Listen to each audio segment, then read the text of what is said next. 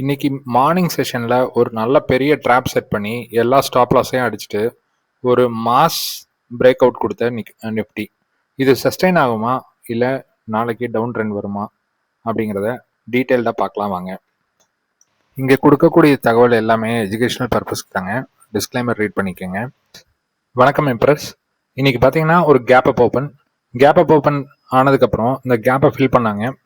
அது பார்த்தீங்கன்னா ஒரு அக்ரெசிவான ஒரு டவுன் ட்ரெண்ட் அப்படின்னு சொல்லலாம். ஒரு 24,077 அப்படிங்கிறத கட் பண்ணதுக்கப்புறம் அக்ரெசிவாக நேற்று கன்சாலிடேட் ஆன ஏரியா வரைக்கும் கீழே போயாச்சு. ஓகேங்களா. ஆனால் இன்னைக்கு வேர்ல்டு மார்க்கெட் எல்லாமே 1% பாசிட்டிவ்ல மார்னிங்லேயே இருந்தது. அதை நான் வந்து குரூப்ல கூட சொல்லியிருந்தேன், எப்போ வேணாலும் ஒரு ஷார்ப் ரிவர்சல் கிடைக்கலாம் அப்படின்னு சொல்லியிருந்தேன். எக்ஸாக்டா அதே மாதிரி நம்ம ஒரு 12:40 அந்த டைம்ல வந்து குரூப்ல போஸ்ட் பண்ணோம். போஸ்ட் பண்ணதுக்கப்புறம் பார்த்தீங்கன்னா ஒரு 110க்கு இந்த பிரேக் அவுட் அப்படிங்கிறத ஸ்டார்ட் ஆயிடுச்சுங்க.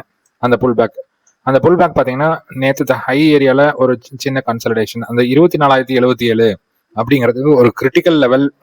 அந்த லெவல் வந்து எவ்வளோ இம்பாக்ட்ஃபுல்லாக இருக்கு அப்படிங்கிறத நீங்கள் இந்த இதை பார்த்தீங்கனாலே கன்சல்டேஷன் பார்த்தீங்கனாலே தெரியும்.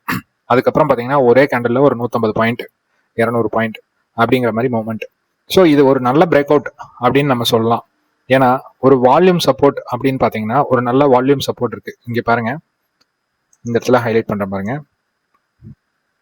இந்த வால்யூம் சப்போர்ட் பார்த்தீங்கன்னா கன்சிடரபிளி இந்த ப்ரீவியஸ் வால்யூம்ஸ் விட இந்த வால்யூம்ஸ் வந்து கொஞ்சம் ஹெவியான வால்யூம்ஸ் இருக்காங்காட்டி ஒரு நல்ல பிரேக் அவுட் அப்படிங்கிற மாதிரி நம்ம சொல்லலாம்.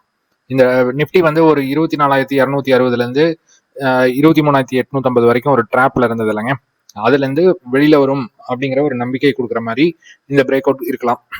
ஆனா இமீடியட்டா ஒரு புல் பேக் அப்படிங்கிறது கீழே வரலாம் மார்க்கெட். அது எது வரைக்கும் அப்படின்னு பார்த்தீங்கன்னா, இந்த மாதிரி ஒரு பெரிய புல் கேண்டில் போட்டாங்கனாலே ஃபேர் வேல்யூ கேப் அப்படிங்கிறது ஒன்று கிரியேட் ஆகும்.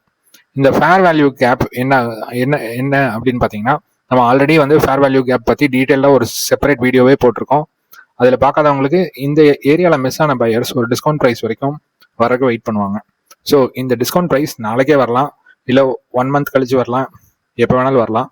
ஆனால் பார்த்தீங்கன்னா இந்த இடத்துல ஒரு ஃபேர் வேல்யூ கேப் இருக்கு. இதில் 50% ஆகுது கட்டாயமாக வந்துட்டு ஒரு ரீடெஸ்ட் எடுத்துட்டு அப்புறம் தான் போவாங்க. ஆனால் அது நாளைக்கு நடக்குமா அப்படிங்கிறத நம்ம பொறுத்து தான் பார்க்கணும். ஓகேங்களா.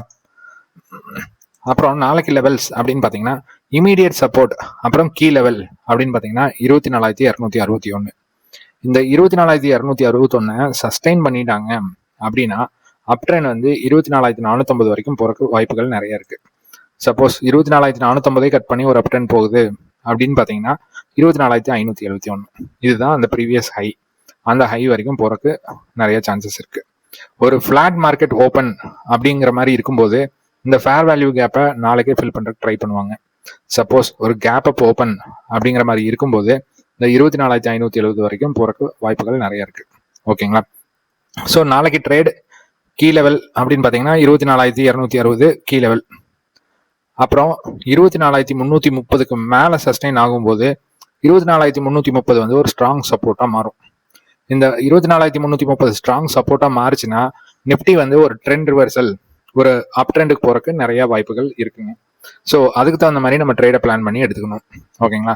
நாளைக்கு சென்செக்ஸ் எக்ஸ்பிரி வேற. ஸோ இந்த சென்செக்ஸ் எக்ஸ்பிரியில் நார்மலாக உங்களுக்கு எக்ஸ்பிரியில் என்ன நடக்கும்னு தெரியும். ஒரு ராங் சைடில் எல்லாத்தையும் ட்ராப் பண்ணிட்டு ஆப்போசிட் டைரக்ஷனில் மூவ் பண்ணுவாங்க. ஸோ ட்ரேட் எடுக்கும்போது குவான்டிட்டிஸ் எல்லாமே அதை பிளான் பண்ணி எடுங்க. ஓகேங்களா. ஸோ எடுத்தா ஒரு நல்ல ப்ராஃபிட் பண்ணுறதுக்கு வாய்ப்புகள் நிறைய இருக்கு. இப்போ பேங்க் நிஃப்டி பார்த்துலாம். பேங்க் நிஃப்டி பார்த்தீங்கன்னா நம்ம நேற்று என்ன சொல்லியிருந்தோம் அப்படின்னு பார்த்தீங்கன்னா 54,500 அப்படிங்கிற லெவலுக்கு மேலே இருக்கும்போது ஒரு அப் ட்ரெண்ட் ஆகும். அது கீழே இருக்கும்போது ப்ரீவியஸ் டேவோட லோ வரைக்கும் போறதுக்கு வாய்ப்பு இருக்கு அப்படிங்கிற மாதிரி சொல்லியிருந்தோம். எக்ஸாக்டா ஓப்பன் ஆனது ஒரு கேப் அப். ஆனால் வந்து இந்த ஏரியாவை நம்ம சொன்ன ஏரியாவை ரீடெஸ்ட் பண்ணுறாங்க. பண்ணிட்டு அதுக்கப்புறம் பார்த்தீங்கன்னா ஒரு அப் ட்ரெண்ட், ஒரு ஹெவியான அப் ட்ரெண்ட் நிஃப்டியில் என்ன நடந்ததோ எக்ஸாக்டாக இந்த பேங்க் நிஃப்டியோட ட்ரிவன் தான் நிஃப்டியில் நம்மளுக்கு தெரிஞ்சது. ஸோ இந்த ஒரு அப் ட்ரெண்ட் கிடைச்சிருக்கு. ஸோ நாளைக்கு உங்களுக்கு கீ லெவல் அப்படின்னு பார்த்தீங்கன்னா 55,800. இந்த 55,800க்கு மேலே சஸ்டெயின் ஆகும்போது 56,170 ஃபர்ஸ்ட் டார்கெட் ஆகும். செகண்ட் டார்கெட் 56,400 இது வரைக்கும் போறக்கு வாய்ப்பு இருக்கு. சப்போஸ் இந்த கீழே விலை கட் பண்ணி கீழே வராங்க அப்படிங்கும்போது 55,600 55,450 500 இது வரைக்கும் ஈஸியாக கீழே வரக்கு வாய்ப்புகள் இருக்கு. ஸோ நாளைக்கு ட்ரேட் இதை பேஸ் பண்ணி நம்ம பிளான் பண்ணிக்கலாங்க. நம்ம குரூப்லேயும் ஒரு ரெகுலர் அப்டேட் போடுறேன் எக்ஸ்பிரி டேங்காட்டி. சப்ஸ்கிரைப் பண்ணாதவங்க சப்ஸ்கிரைப் பண்ணிக்கோங்க. தேங்க்ஸ் ஃபார் வாட்சிங்.